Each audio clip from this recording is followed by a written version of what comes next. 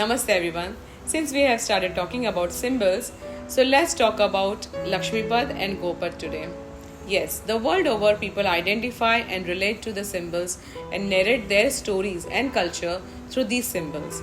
And in India, we have thousands of them, but few are very important. They are practiced every day in lot of ways. Lakshmipad is drawn during Diwali on the outskirts of the house with the help of kanku and in a very small size. It is very similar to the footsteps of a small child. The purpose is that we want Lakshmi to come as a child and grow as an adult in the house. Don't you think it's very interesting and something very unique to the world? Why? Because where else can you find this kind of symbolic representation of wealth? Yes, for us, wealth is very important and it has its own auspiciousness attached to it. For us, Lakshmi is not something to flaunt and waste. Lakshmi is part of our life in a way that we don't abuse it, but we use it and earn it rightly. In today's world, it sounds really impossible. People think that we cannot earn through right ways. But no, I don't think it's so difficult.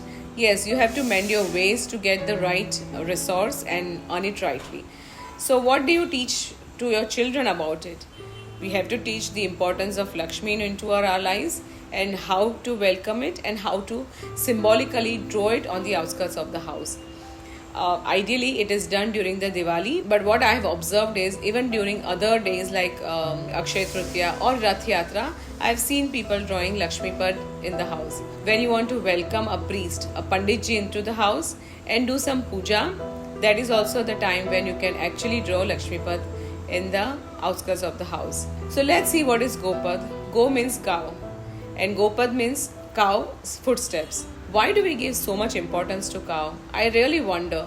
But frankly speaking, across the scriptures and cultures and whatever is symbolically represented across India, I have seen cow has its own importance. And same like Lakshmipad during Diwali, we also have Gopad drawn outside the house as if we are welcoming go, which means goodness, into the house, as if we want cow to bless our house and as if we want the presence of the vibration of the cow.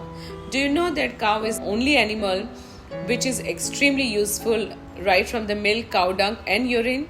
Do you also know that when you touch the tail of the cow, it reduces the blood pressure? Can you believe this?